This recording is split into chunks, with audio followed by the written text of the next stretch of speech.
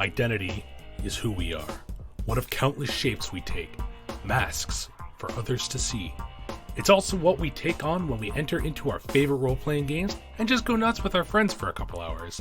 This week on the podcast, join me, Zach Walsh, as I talk with Craig about his game and SRD, Persona. Identity defines both the player and the chorus in limitless settings, places, and situations. Who you become may be revealed right now on Scheduled for Launch.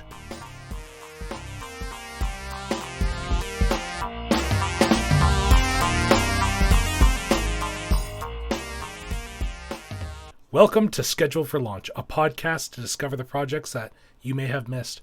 This week, I am really excited to be joined by a creator who is recommended by another person that we had on the show, another couple of people we've had on the show. Craig, thank you so much for joining me on Schedule for Launch this week. Thank you for having me. I'm excited. I dove into your rule system here for the game that we're going to be talking about. I think this is super cool. We're going to be talking about a game called Persona today, and it's one part game, but it's also an SRD, and I do not get to look at enough games that can be adapted, and it's so exciting for me to be able to really sink my teeth and see where this game could go. What drives me the most about where I am is that I just want people to play my game. Like, I don't care if I give it away. I mean, once the official book product, the core guide is put together and it's out there, then it's, the PDF is going to be pay what you want. And if you want a hard copy of it, then it's mostly going to be you're paying to get the hard copy printed. But my objectives with this are play my game and use my game to make your own games. It's released under Creative Commons. Everything, the rule system, the lore, the meta setting, which is what I call Shadow Light. It's all CC BY. So all you have to do is credit me, and that's all I'm looking for. I consider myself fortunate that I can do this and I can treat it as a hobby, and I have a day job. I have a day job that is, that I consider myself fortunate enough that it provides me with what I need, and I can do this, and I can make it a gesture to the community that, just if you like it, do something with it and turn around and show me what you've done with it, and that will make my day. It's super exciting too. I think that we'll be able to really dive in and show off some of that stuff to people. But before we do that, Craig, can you tell the audience a little bit about yourself? Sure. I currently live in Raleigh, North Carolina. I am a desktop support manager for a small, what's called an HBCU, or a historically black college, right in the city of Raleigh, called Shaw University. It's the oldest HBCU in the South, and it is the incubator, so to speak, for all the other HBCUs in North Carolina. I've been living down here and working here for just over 4 years. I moved here in 2019. I had been living in Connecticut for about 4 years, and then prior to that, grew up in northern New Jersey and lived in northern New Jersey up until my early 30s. So I've been involved in some way, shape, or form in either IT desktop support or education or customer service for pretty much my entire professional career. Ever since I came out of my undergrad in the early 2000s, I went back to school, got my master's degree in educational technology. My journey through education kind of fell into my lap. There was some circumstances that I never intended to become a teacher, but it fell into my lap first with some extraordinary circumstances. And I turned out that I really enjoyed it. So that's why I pursued the master's that I did. And part of my goals have been to find myself in higher ed. So I'm happy that I got the opportunity. And higher ed here in North Carolina is very interesting. Some of the largest universities in the country are here: Duke, UNC Chapel Hill, it's a cool city to be a part of. The Triangle overall is a very interesting place to live. Hmm. So it's been a pretty monumental few years, but it's good. And because with the job change and the relocation and such. So, Yeah. um, but I've been playing tabletop role playing games since I was in maybe the seventh grade. Oh Um, wow. so over 30 years. And I've been running games for probably two-thirds of that time. So since I pretty much, I mean, I ran second edition AD&D a couple times, but it really wasn't until third edition came out that I started running it 100% in earnest. Okay. Um, Yeah. so my group, and again, there's kind of an involved story about the timeline for things, but uh, where things started was when Wizards of the Coast released third edition and they released the OGL. It was kind of the signifier to the community that there's this opportunity now for everybody to come out and make their own content, make their own Yeah. settings, their own books of magic items and feats and prestige classes. And so friends of mine and I, we decided, we put our heads together and we decided we were going to create an original setting like Forgotten Realms or like Dragonlance. Yeah. And along with that came, well, we're going to create the world and we're going to create the locations and the map and the history, the mythology, but we're also going to create these mechanical objects, these prestige classes, feats, spells, magic items Yeah. that are specific to this world. And that was the intention in the beginning, but that has been a very long and winding road. Um, since roughly 2002, maybe. Okay. And so that has evolved, and it went from there was one world that became another one, and people left. And as I'm sure you're familiar, you know that when it comes to getting TTRPG people together, there's the chance, especially on a creative endeavor, there's the chance for drama and hurt feelings and things like that. So that was definitely a non-zero situation. Hmm. Um, and then in 2007, Wizards announced that they were moving to fourth edition, and with that came this idea that it wasn't going to be released under the OGL. It was going to be released under a different license, which was much more restrictive. So between the lack of the open support and the drastic shift in what D&D looked like going from 3.5 to 4th, Hmm. my group and I basically, we all looked at each other and said, well, if we're going to continue working on our own setting, why are we continuing to use somebody else's system? Yeah. And at that point in time, the system and the setting were pretty closely, tightly wound with each other. Yeah. But me having come from playing a variety of different games in the past, I've started with basic D&D, but I played World of Darkness games. I played Werewolf. I played Changeling. I played and ran a ton of the Star Wars role-playing game, the original one that was created by West End Games. Um, Okay. so I mean, I've played games, fantasy, science fiction, horror, science, sci-fi, space opera, pulp, two-fisted tales. Like it's been re-released by a company called Onyx Path, but it used to be White Wolf, and they had a whole separate line from World of Darkness called Aeon Trinity. And Yes. Oh in my in gosh. two yes, and in 2000, I didn't know about it, but one of my friends introduced us to Adventure, which was at the time the newest of the three. So Yeah. so Trinity had come out previously, Aberrant had come out previously, and then Adventure came out in like 2000 or 2001. And I just remember like it made me think of Indiana Jones, it made me think of The Shadow, The Phantom, Hmm. and it knocked my socks off, and I loved it. Yeah. And I'm really excited. Actually, it's out now under the new what's called Trinity Continuum. I was So about they've to say yeah, it um, looks really good. yeah. Especially having gone to see the new indie movie. Now, once going to see the new indie movie, now I want to crack it open because I want to punch Nazis. But that's neither here nor there. Uh, And what they did was is they actually moved the timeline for the game up to the 30s because they wanted the Nazis to actually be more of a threat, so that Hmm. people had more opportunities to punch Nazis. Always good in my books, if you ask me. Yes, So, I'm glad. I'm glad that we are in agreement on that. uh, Um, I hate that we have to think about that too. If like that's like yes. a yeah, it's a nightmare. But that's neither here nor there. We're talking about Persona. So yeah. So what happened? So what happened was is that um, I started to be like, okay, well, you know what? These rules are great, but I don't want to just play D&D with these rules. I want to play.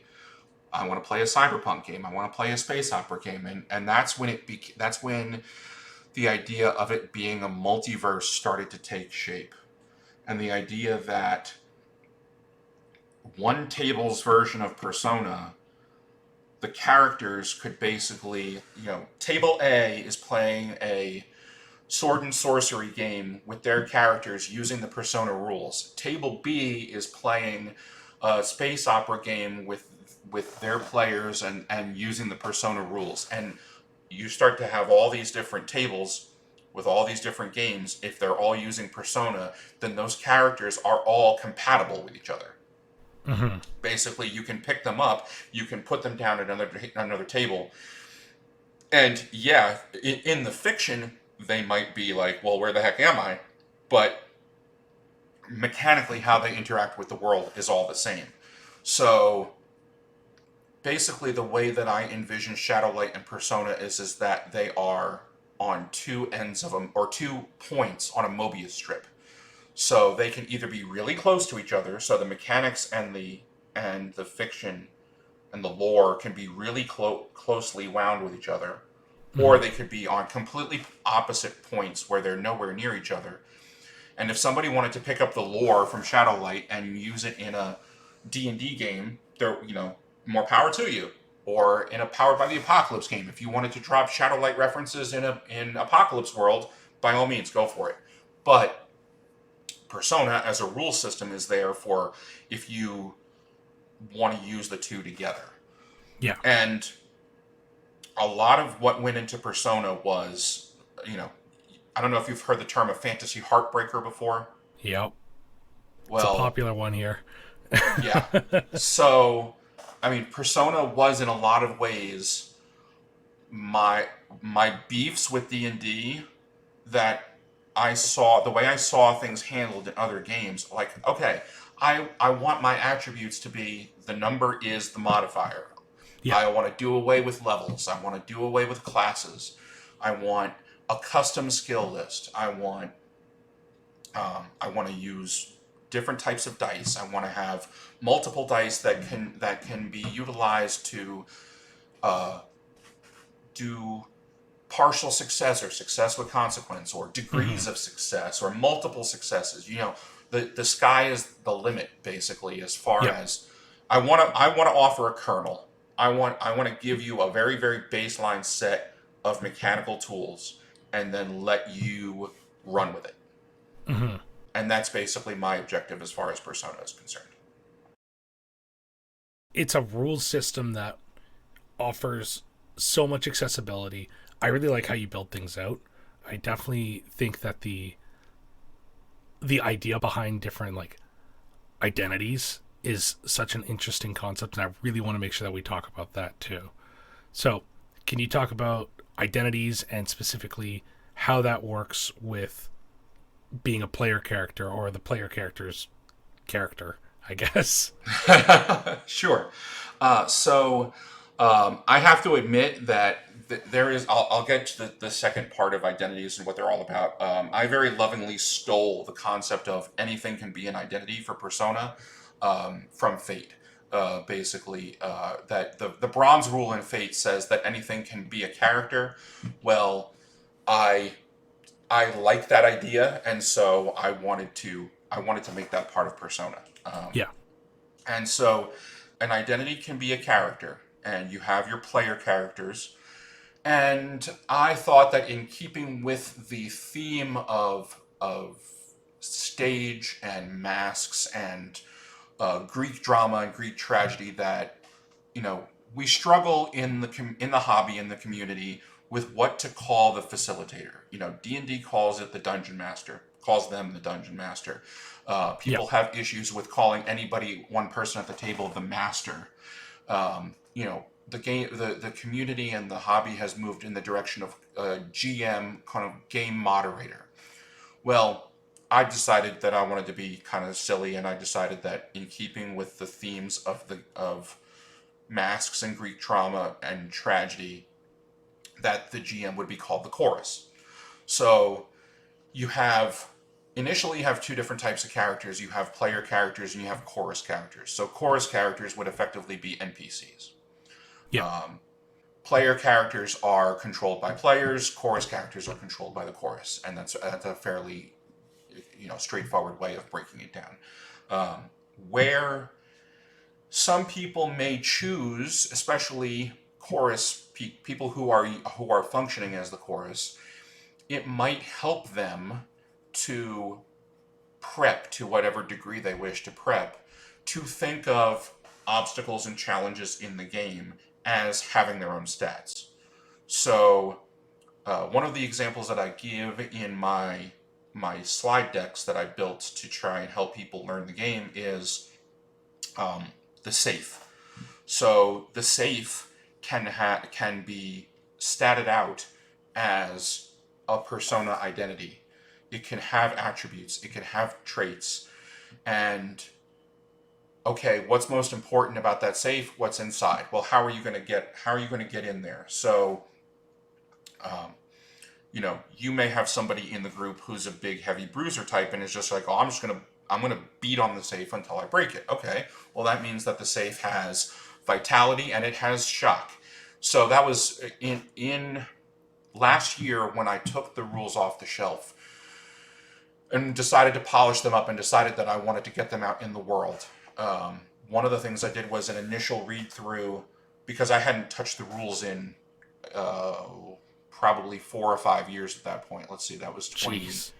Well, it could be even longer. I mean, I all over the place is the short version. But I was driving last year from Virginia to back home, 4th of July weekend of last year, and said, well, I need to find something that I can do to feel a sense of accomplishment as far as one of these things that I love doing so much, and that was, okay, Persona's been around forever, and now I want to share it with everybody. So I needed to read through it. I needed to make sure that the language was inclusive. I needed to make sure that how it handled pronouns, and part of that, in the process of doing that, is where, because originally I was calling characters individuals, and in shifting from that to identity meant that I could use identity as an object, and it could be an object that was abstracted. So the identity could be a burning building. The identity could be a locked safe. The identity can be an airport hangar, and then you can start to stat out that object, that abstracted object, and express it however you want to in the fiction. And then that gives you something to provide opposition to the player characters. Because part of how Persona works is all through opposed roles. Yeah. So in wanting to keep roles opposed and and shy away from static difficulty numbers, I felt like, well, this is a perfect opportunity. If you're building your opposition, regardless of whether it's a being or not, a character, then you can build your opposition like a character and then treat it the same way. And then once it comes time to get into an encounter where you're doing opposed roles between player characters and chorus characters, then this is going to be something that will help the GM or the chorus to adjudicate effectively. Okay. By having everything kind of run on that more or less same structure, it kind of diversifies what both players and the chorus can do in this situation. Exactly. Yes. Because part of my feeling is that, and this, I started playing the what you might call an indie RPG or a story RPG. Um, I consider myself once again very fortunate that having lived in northern New Jersey, I got to play with some people, and I won't name drop because I could name drop, but needless to say, between northern New Jersey and New York City and gaming conventions in that area, I was very fortunate to run into some people that are still involved in the community and Hmm. in the industry. Um, so I mean, I got to experience games like Apocalypse World like really early on, and I mean, going back to Sorcerer by Ron Edwards and Dogs in the Vineyard and Lady Blackbird and all these games that came out of all this Forge theory, the message board where all this stuff kind of was in its infancy Yeah. is where and the idea that the game master is a person at the table. They don't have any special authority in that. The traditional stance of the dungeon master in D&D is it's like the Dead Alewives sketch where the guy's like, every potion you drank I mixed, every magic item you found I put it there, like this. Yeah. The notion that the dungeon master is God, like that never sat well with me. And I think that it's important that the the chorus or the game moderator has a certain set of tools that they can use, but um, they're no better or worse than any other player at the table. Yeah. So having identities and being able to abstract concepts as an identity mechanically is just another tool in the chorus's toolbox in order to be able to provide a rewarding play experience at the table. Persona really pushes for fairness and that story driven gameplay. It's very story first. Yes. And I love that. One of the things we've talked a little bit about, though, is the dice system. And the dice system's super interesting to me because it runs similar to some others that I've seen, but it does its own thing. Can you tell us a little bit about dice mechanics and how they work with your idents, your attributes, your skills, and that kind of stuff? Sure. So when you're building a persona character, you start with their attributes. So uh, by default, every persona character gets 6 attributes, and they function in during character creation. At least they function in 2 different ways. They set a maximum number of any given trait that you can have during play, but then they also act as a modifier. So Mm-hmm. the attributes provide the modifier, and then skills. Skills is one example of the different traits. So the traits are skills, enhancements, powers, and talents. So when you want to do something, I want to. The door is locked. I want to defeat the lock. I want to pick the lock. I have a skill called pick lock.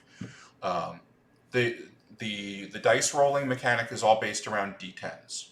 So I, as the chorus, am going to roll X number of d10s based on some way of establishing how difficult it is to pick the lock. The player character is rolling their pick lock skill, so it's going to be, again, X number of d10s. They are going to have a relevant attribute to that skill. So for a pick lock, it might be so the 6 default attributes in Persona are competence, which is a social stat, then prowess, which is all about discipline and formal training and rigor, cunning, which is wits and thinking on your feet quickly, dexterity, it's kind of all rolled into one. Um, Power, which is willpower, resolve, and is also your supernatural stat. Mm-hmm. Knowledge, which is recall and book learning, and then last is stature, which is your physical body, your health, your strength, kind of all rolled into one.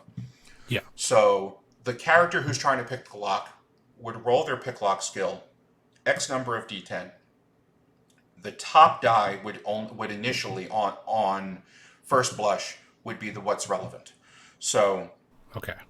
you would take that top die result, the highest result, and you'd add your modifier, and then you'd compare to what the chorus rolled.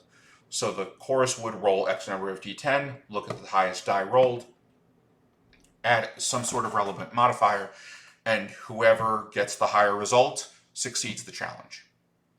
Okay. And it's just that easy then. Like it's like That I is was the core expecting like mechanic. a little bit more too, and that's how it goes. Yep.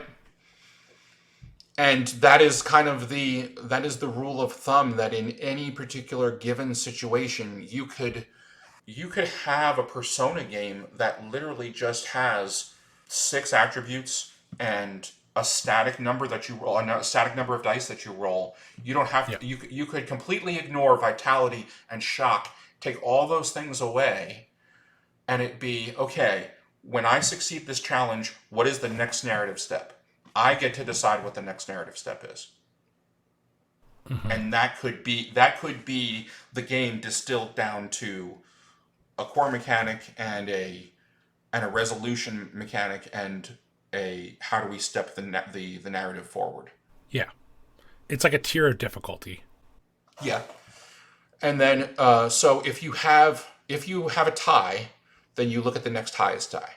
So you do the same thing with the next highest, and then the next highest after that. And I have been in situations where I've run the game and I've had like 3 down the list of ties. So if I have 5 dice and you have 3, if we tie and you don't have enough dice, then you lose the challenge. Okay. If you can't answer me, if I issue the challenge to you and you can't answer me with a die because we've tied, then you fail the challenge. I succeed. Hmm. I think that makes sense though. Like just looking at the numbers and stuff, it makes it a little easier when thinking back on like other systems where you'll be at a table and you'll be like, is this game, if it meets it beats, or is it if it meets then tie goes to the defender? Like Right. it's Or is it roll under, or yeah.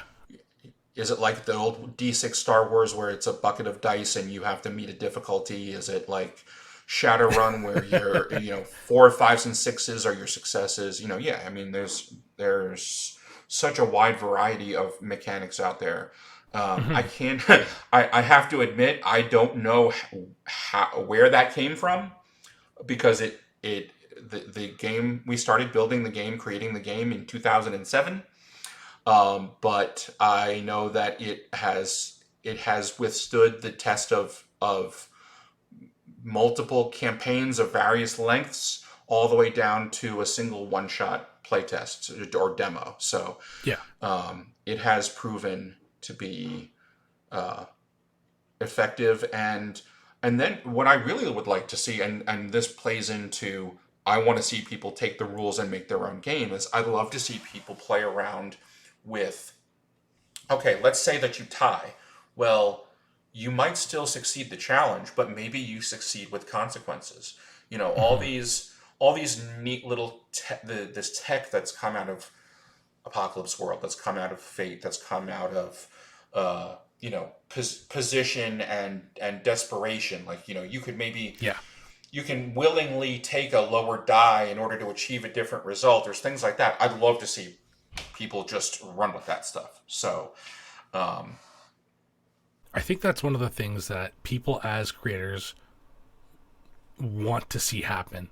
Obviously, we all want, and audience, this is for like creators, not generalizing, but like creators want their stuff to be seen, to be played, to be viewed, to be enjoyed. At the end of the day, we want it to be enjoyed. And then I think one of the coolest things is I'm in a lot of indie discords and stuff like that, and mhm. seeing people who have fallen in love with these small games and then they've just built their own thing, and then talking to the creators about that, they're always so excited, even if it's in a totally different direction than what they originally envisioned.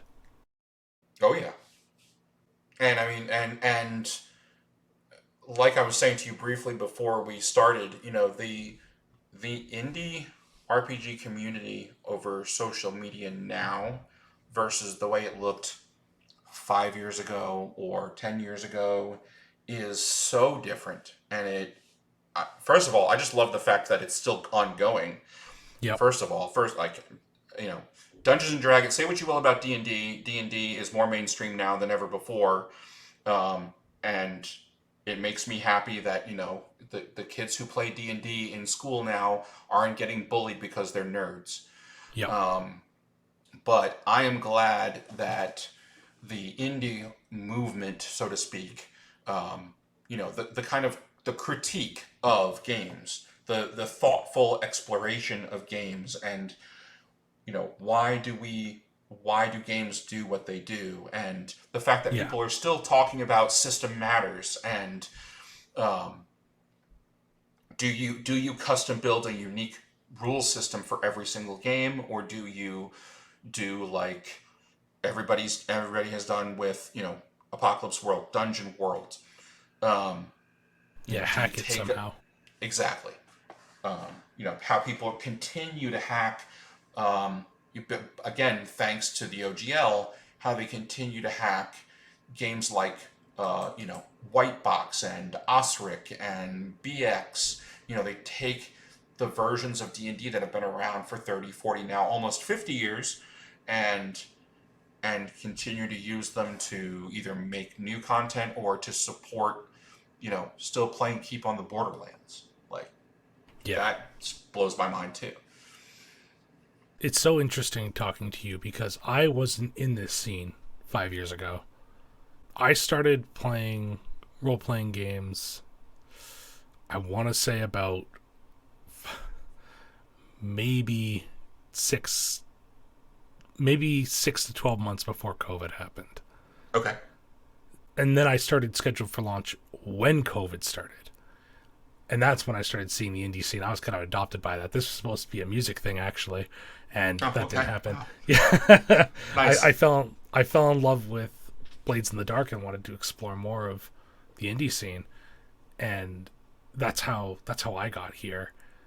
And I've heard from numerous creators that old indie TTRPG scenes were either very hostile or very samey, and now I don't see a whole lot of that. Oh no, not at all. It is diverse. It is, um, at least what I see and what I've curated through my social media feeds. It's inclusive. It's welcoming. I mean, I'm a about to be 45 years old, and I'm a cishet white guy, and you know what? I consider myself blessed every single day when somebody, you know, gets to takes my opinion and considers it worthwhile. Yeah, I totally agree. It's just I'm excited. I like the place that we're currently at with the indie scene, and it's still growing. Like that's things like Critical Role got so many Hmm. people into the TTRPG scene, and just it's exciting to see it grow. I wanted to keep on talking about the idents a little bit though, because one of the things that I noticed when reading it, because I've read the core rules of Hmm. the system, was how does it work to run multiple identities as a player? Because it makes sense as a chorus, but one of the first lines is that you run one or more. Is it just like for the challenge? Is it kind of like the modifius like Star Trek game where you're sometimes one character, you flip back to another every now and then? I've played in games that have done that. I played in a game of uh, what's called Dark Heresy, which is it's based on the Warhammer 40K universe. Okay, You play inquisitors that are out to to to crush Inquisitive. rebellion against the emperor. I Yeah. never played the war game. I had all of my TTRPG friends in New Jersey all played the war game, which is part of the Hmm. reason why when the role playing games came out that we gravitated towards that. And Yeah. we had a large table, and everybody had two characters, and you basically could bring one character into a scene while the other one was doing something else. So it's definitely not the norm, but Hmm. I wanted to put it there so that way if people what used to be called multi-carrying. Again, if you so again back in the day, so one of the ways in which I did role playing in my undergrad days, late '90s, early 2000s, was online in a text-based environment, and they were called MUDs or they were called mushes. Yes. Okay.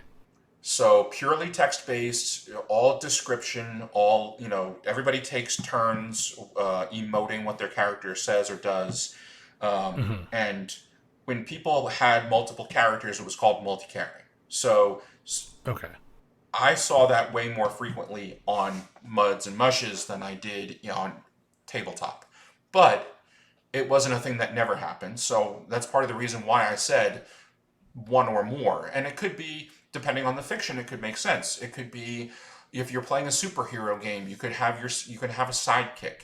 Um, I played in a game where I was playing a necromancer, and my companions were my zombies and my skeletons.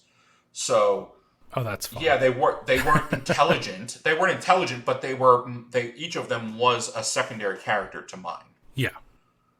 So the applications are many and varied, but I wanted to put it there so that way people didn't think like, oh, I'm stuck with playing just one character. Hmm. So it's more so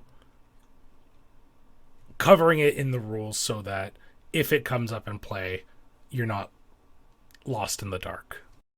Correct. And again, it's the the understanding is that you take your direction from the fiction. So if a situation makes sense in the fiction that would allow you to control more than one character, then by all means, go for it. Figure out a way to express it mechanically, as long as it is not like, you know, out of the blue, or it doesn't break the kind of the tone that you're going for at the table.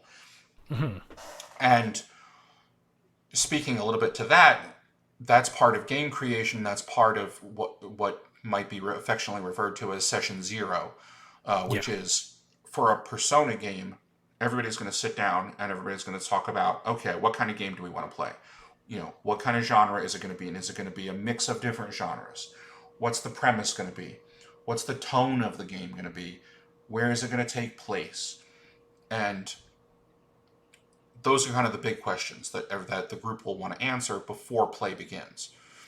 And the fiction might dictate that. Uh, I'm trying to think of an example.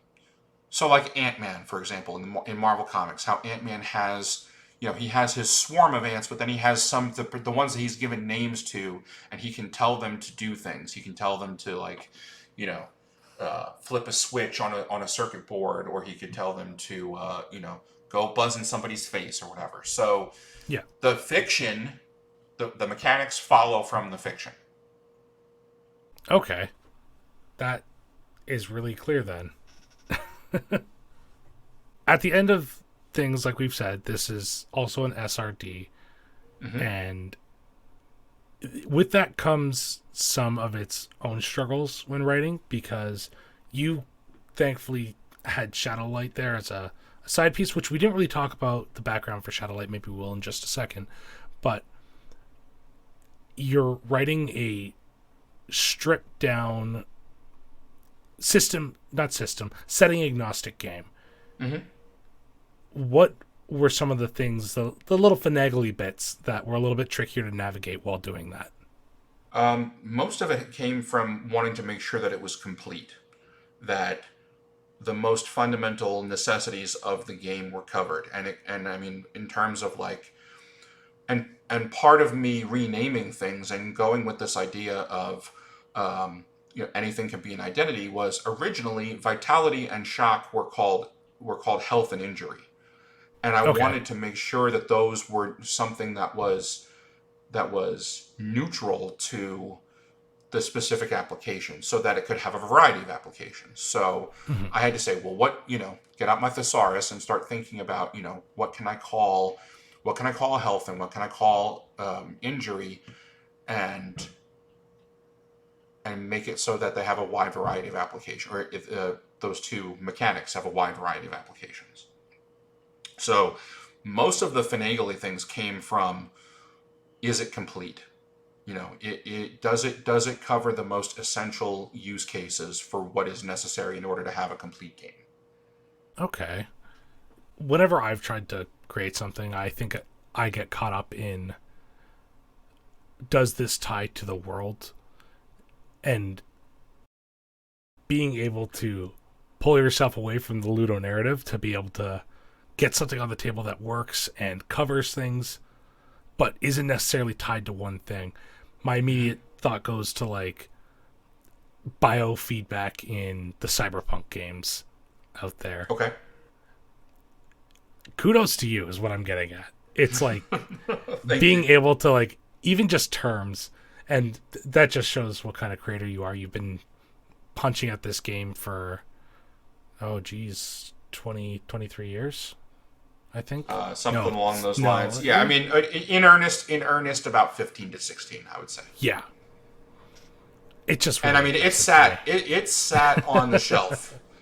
I wasn't doing anything with it. I moved to Connecticut in 2015, and when I found a gaming store where I could start to make new friends and new, it was what's the only game in town is D&D.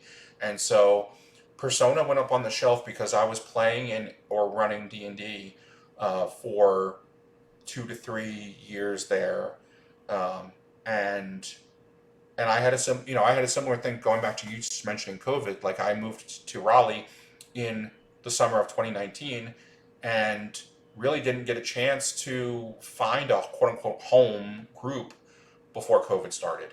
So, you know, I the internet is a wonderful thing, and if without it, you know, we'd all be in a much worse place, despite the not reading the comments and avoiding certain message boards with conspiracy theories and such. But you know, I would not have done any role playing, period, in the last 4 years if it weren't for the internet. We definitely wouldn't be having this conversation if it wasn't for it. So, Correct. That is also the case. Yes.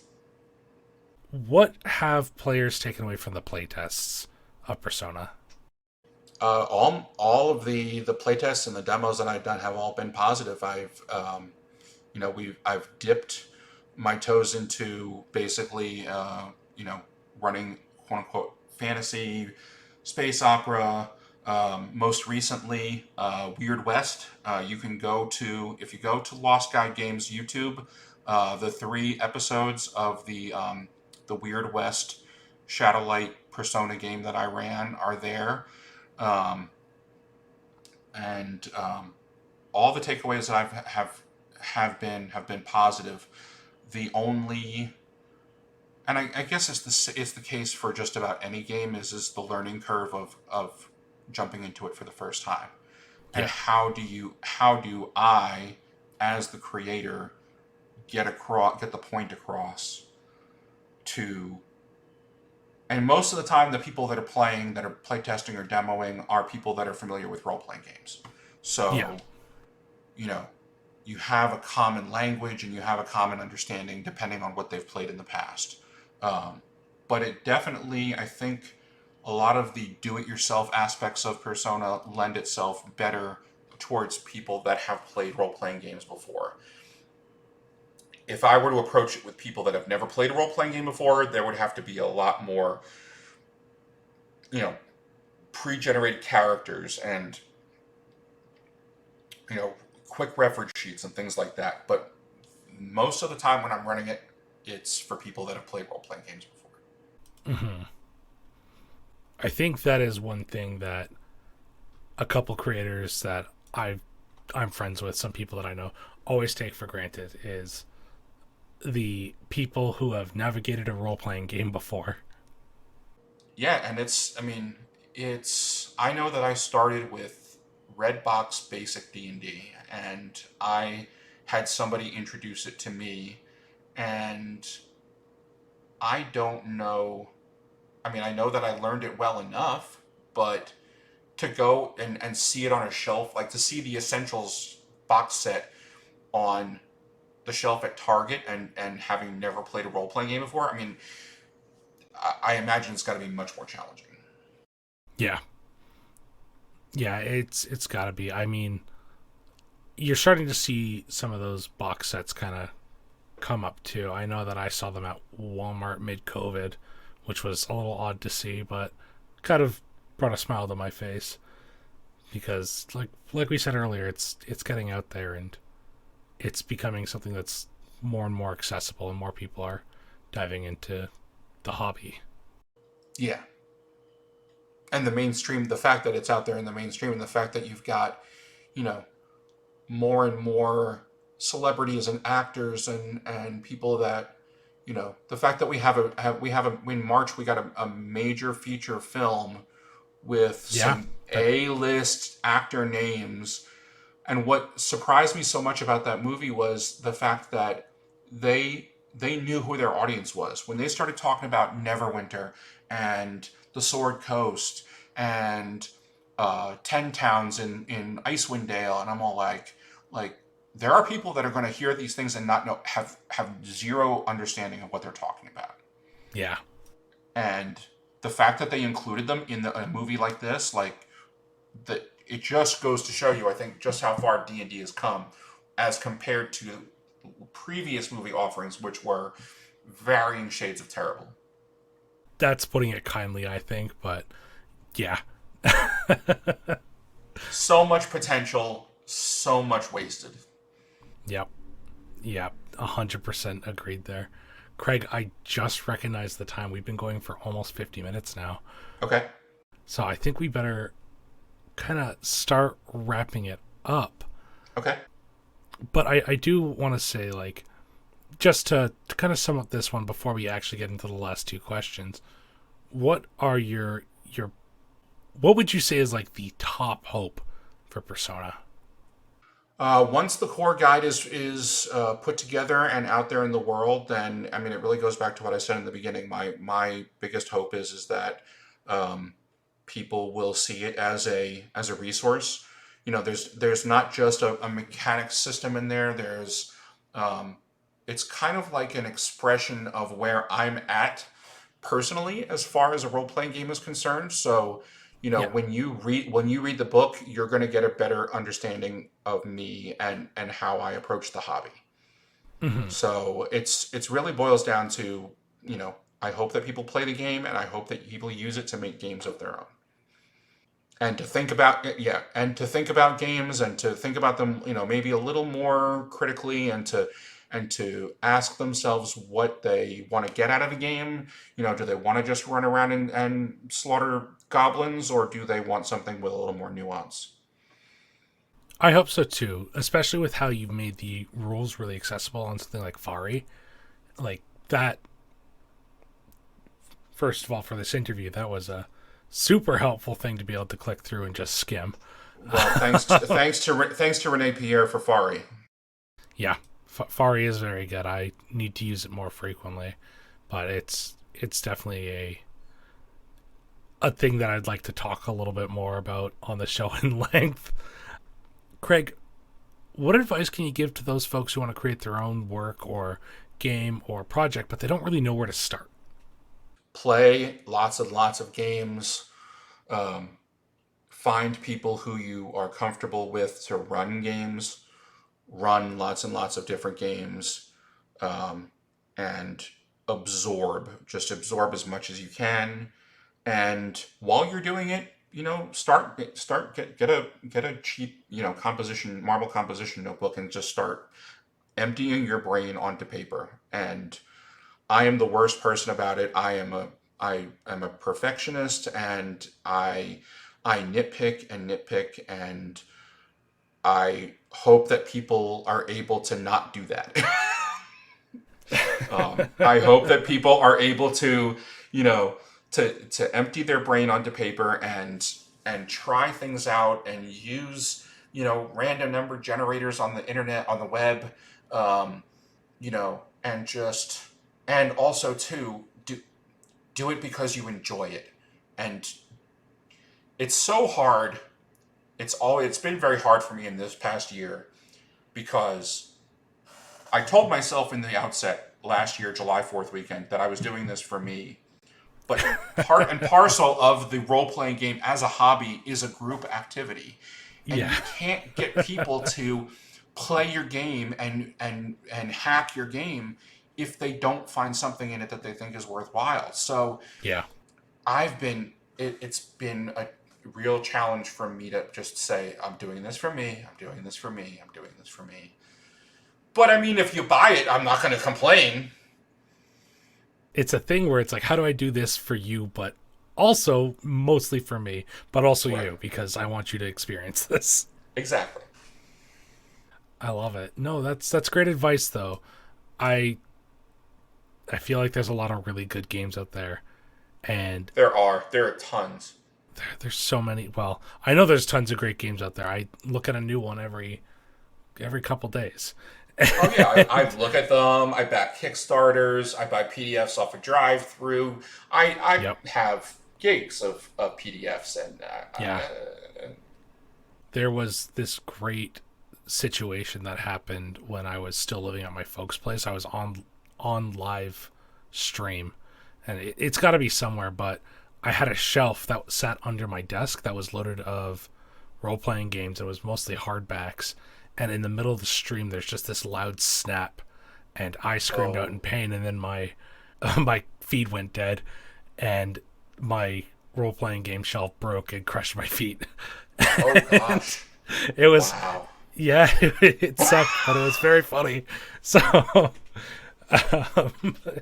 yeah. Craig, where can people find out more about you and Persona? I have an itch page, craighatler.itch.io. That's probably the primary place for Persona and Shadowlight. I'm Tezrak or Tezrak the Imp Slayer on just about every social.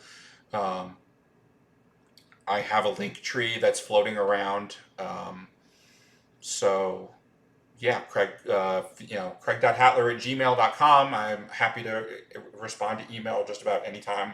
I do a lot of sitting in front of a computer or my mobile phone. So it's pretty easy to find me. Okay. As always, audience, those links are going to be down in the description below. Please go check a look at Persona, and really make sure you do that on itch, because Persona is currently itch funding. Go throw a little bit of support to Craig. Get Persona out there. This game's really cool. The actual PDF for it's like $1, $2. You can look at the rules light version on Fari if you want to get just an example. It's so cool. Persona's really neat. It runs really cool. I think that just like a lot of you out there will like it. Craig, thank you so much for joining me on the show this week. Thank you very much for having me. And audience, thank you so much for listening. Craig and Persona are scheduled to launch real soon. Go check them out on itch. Until next time, though, take care of yourself. I'll see you on the next one. Bye. Thank you so much to Craig for joining me on the podcast this week. Persona is super cool. As Craig said, Squidsy sent him this way from Lost Guide Games. They're awesome. And I was just really excited to be talking about this game. It's really cool. Persona is currently itch funding, and if you don't know what that is, it's a way to buy the game, but also donate to the creator on itch. It's a really cool system. Highly recommend checking it out if you're looking to get your game supported. But back to Persona. Craig's currently itch funding so that he can get some more stuff involved in this game. So check it out. If you can't afford to, throw him some money. Get yourself a copy of this game. I think it's $2. It's like really cheap for a really good system. Thank you all for listening to this episode, though, everyone. Episode 99. Holy shit. We're super close to that episode 100, and it's gonna be a little bit before I can get to the next one. I need to reach out to some folks and see if I can get something together, because my time management skills are really kind of crappy, and I apologize about that. If you like this show, though, and you want to hear more, why not share the show with a friend or even somebody you don't really care for? Get the word out there, because I can't afford to advertise, and people are going to trust your opinions way more than mine. Once again, take care of yourselves. I love having you all here. Thank you so much for joining me for all this time, and I hope to see you somewhere out there.